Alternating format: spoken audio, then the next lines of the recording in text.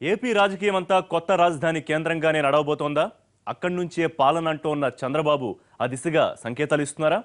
జరుగుతున్న పరిణామాలు చూస్తుంటే దానికి అవుననే సమాధానం వస్తోంది. అందుకే బెజవాడలో నివాసాల కోసం టీడీపీ లీడర్లు తెగ హైరాణ పడుతున్నారట. రాజధాని ప్రాంతాలపై అవగాహన పెంచుకోవడానికి రెడీ అవుతున్నారట.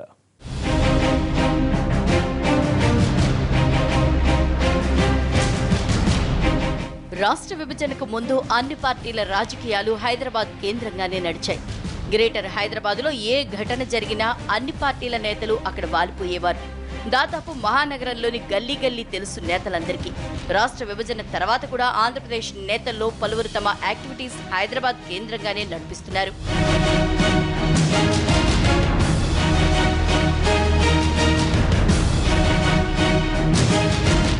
అదే నచ్చటం లేదట ఆంధ్రప్రదేశ్ ముఖ్యమంత్రి చంద్రబాబు నాయుడికి. ఏపీ టీడీపీ నేతలంతా తమ రాష్ట్రంలోనే అనునిత్యం అందుబాటులో ఉండాలని ఆయన ఆదేశాలు జారీ చేశారట. ఆ క్రమంలో బాబు ఆదేశాల మేరకు విజయవాడ కేంద్రంగా రాజకీయం నడపాలని టీడీపీ నిర్ణయించింది.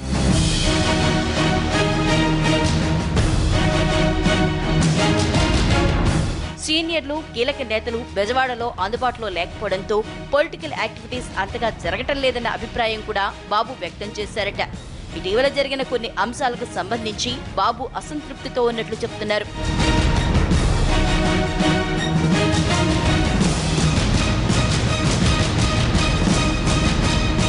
తునిలో కాపు ఉద్యమం సందర్భంగా రత్నాచల్ ఎక్స్ప్రెస్ ను తగలబెట్టారు దుండగులు.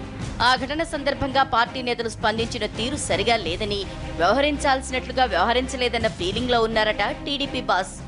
ఏపీ రాజధాని అమరావతి పరిధిలోకి వచ్చే కృష్ణా జిల్లాలో 2 మంత్రులు, గుంటూరులో 2 మంత్రులు ఉన్నా సరిగా స్పందించలేదన్న అసహనంతో ఉన్నారట బాబు. ఆ క్రమంలో ఇకపై రాజకీయాల్ని బెజవాడ నుంచే నడపాలని, సీనియర్లంతా అక్కడ అందుబాటులో ఉండాలని బాబు ఆదేశించినట్లు సమాచారం. రాష్ట్రం సమైక్యంగా ఉన్నప్పుడు వ్యవస్థ ఎలా ఉండేదో, లీడర్లు ఏ విధంగా అందుబాటులో ఉండేవారో అలాగే బెజవాడలో కూడా ఉండాలని చెప్తున్నారట ఆయన.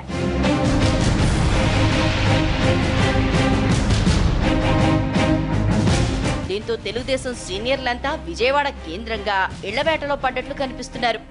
నెల్లూరు జిల్లాకు చెందిన మాజీ మంత్రి ప్రత్యర్థులపై ఒక రేంజ్లో విరుచుకుపడే ఎమ్మెల్సీ సోమిరెడ్డి చంద్రమోహన్ రెడ్డి ఆల్రెడీ బెజవాడలో తన మిత్రుడి ఇంటిని తీసుకున్నారు. త్వరలోనే అక్కడ సెటిల్ అయిపోయే ప్రయత్నాల్లో ఉన్నారు ఆయన.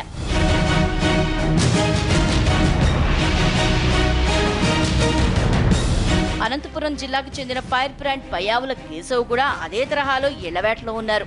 సీనియర్ మంత్రులు కూడా ఇక్కడే మకాం వేయడానికి ఇళ్లవేట కొనసాగిస్తున్నారు. కేవలం నివసించడమే కాకుండా విజయవాడ, అమరావతిలపై పూర్తి అవగాహన పెంచుకుని గ్రిప్ పెంపొందించుకోవాలని సీఎం చెప్పారట. అలాగే లోకల్ పాలిటిక్స్ పై దృష్టి పెట్టాలని సూచించారట.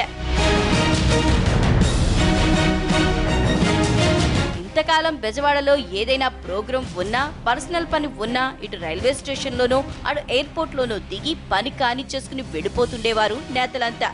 లేకపోతే సొంత వాహనాల్లో వచ్చి హోటళ్లలోనూ సన్నిహితుల ఇళ్లలోనూ మకాం వేసి పని కానిచ్చేసేవారు.